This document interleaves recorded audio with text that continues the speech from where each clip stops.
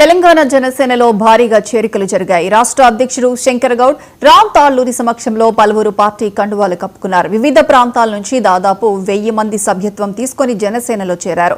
రాజకీయాల్లోకి రాగానే కొందరు వేల కోట్లు సంపాదించుకుంటారని, తమ అధినేత పవన్ కళ్యాణ్ మాత్రం పార్టీ కార్యకర్తల కోసం సొంత డబ్బు ఖర్చు చేస్తారని శంకర్ గౌడ్ తెలిపారు. దేశానికి కావాల్సిన నాయకులను అందించడమే జనసేన లక్ష్యమని రామ్ తాళ్లూరి చెప్పారు. మున్సిపల్ ఎన్నికలతో పాటు జీహెచ్ఎంసీ ఎన్నికల్లోనూ పోటీ చేస్తున్నట్లు ఆయన తెలిపారు.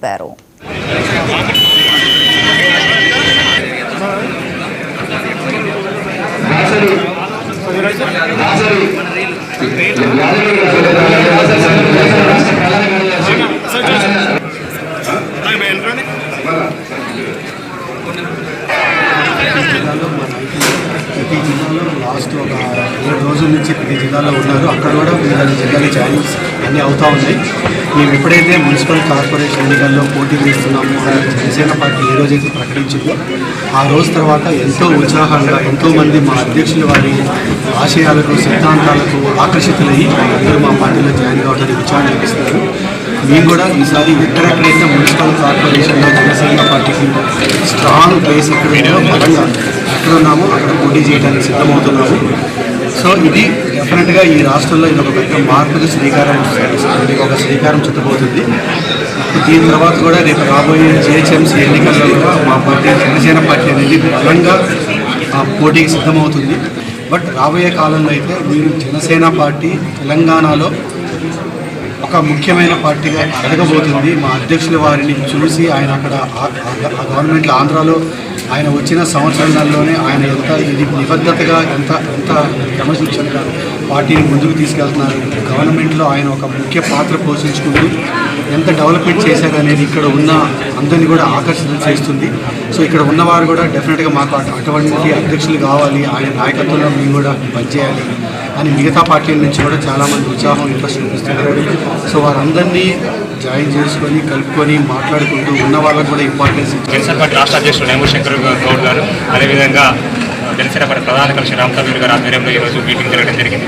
ఈ మీటింగ్లో పలువురు 500 పైగా చేరికలు జరిగినాయి. అంతేకాకుండా షేర్లింగంపల్లి ముఖ్య సమస్యల గురించి రాష్ట్ర నాయకత్వానికి వివరించడం జరిగింది. షేర్లింగంపల్లిలో మౌలిక సదుపాయాలు ప్రజాప్రతినిధులు ఎవరు కూడా ప్రజా సమస్యలు పట్టించుకోవట్లేదు అని ప్రత్యేకంగా రాష్ట్ర దృష్టికి తీసుకెళ్దాం. దాంట్లో మా రాష్ట్ర అధ్యక్షులు ఏం చెప్పారు అంటే, ఖచ్చితంగా జీహెచ్ఎంసీలో మనం పోటీ చేయబోతున్నాం. మాకు ఒకసారి జనసేనకు అవకాశం ఇవ్వండి. ఒకసారి జనసేనకు అవకాశం ఇస్తే ఏ విధంగా మార్పు జరుగుతుందని మా అధినేత పవన్ కళ్యాణ్ గారు, డిప్యూటీ సీఎం గారు ఆంధ్రప్రదేశ్లో చూపిస్తున్నారు. అదేవిధంగా తెలంగాణకు పవన్ కళ్యాణ్ గారికి అవసరం ఉందని చెప్పి తెలంగాణ ప్రజల నుంచి చాలామంది కోరుతున్నారు. అందులో భాగంగానే మేము కూడా షేర్లింగంపల్లి నుంచి మాకు పవన్ కళ్యాణ్ గారు అవసరం ఉంది, జనసేన పార్టీ అవసరం ఉందని మేము కోరడం జరిగింది. తప్పకుండా సహకరిస్తామని చెప్పారు. షేర్లింగంపల్లి నుంచి కూడా ఖచ్చితంగా జీహెచ్ఎంసీ పోటీ బరిలో గట్టిగా ఉంటుందని మాకు రాష్ట్ర నాయకత్వం చెప్పడం జరిగింది. రాబోయే రోజుల్లో మేము ఇక్కడ ఏదైతే మున్సిపాలిటీ 110 మున్సిపాలిటీలు, అదేవిధంగా 7 కార్పొరేషన్లు ఉన్నాయి. ఇక్కడ ప్రతి చోట మాకు బలమైన వ్యక్తులు ఎక్కడైతే ఉన్నారో అక్కడ మేము పోటీ చేయడానికి సంసిద్ధం జరుగుతుంది. ఆ ప్రక్రియలో భాగంగా మేము ఉన్న జిల్లాలలో కూడా కొంతమంది కోఆర్డినేట్ కమిటీ అని వేయడం జరిగింది. అక్కడ కూడా చాలామంది యువత జనసేనకు ఆకర్షితులై జనసేన అధినేత శ్రీ పవన్ కళ్యాణ్ గారు చేసే మంచి పనులను చూసి జనసేన పార్టీకి అంకిత భావంతో ప్రజాసేవ చేయడానికి మాతో పాటు కలిసి నడవడానికి ఈరోజు పెద్ద ఎత్తున ఈ యొక్క కార్యక్రమంలో భాగస్థులైన వివిధ పార్టీ నాయకులు, టీఆర్ఎస్ అయితే అదేవిధంగా మిగతా కాంగ్రెస్ నాయకులు అయితే మిగతా గత కొన్నేళ్లుగా కామ్గా ఉండిపోయిన కొంతమంది మేధావులు అయితే ఈరోజు పెద్ద ఎత్తున జాయిన్ కావడం జరిగింది.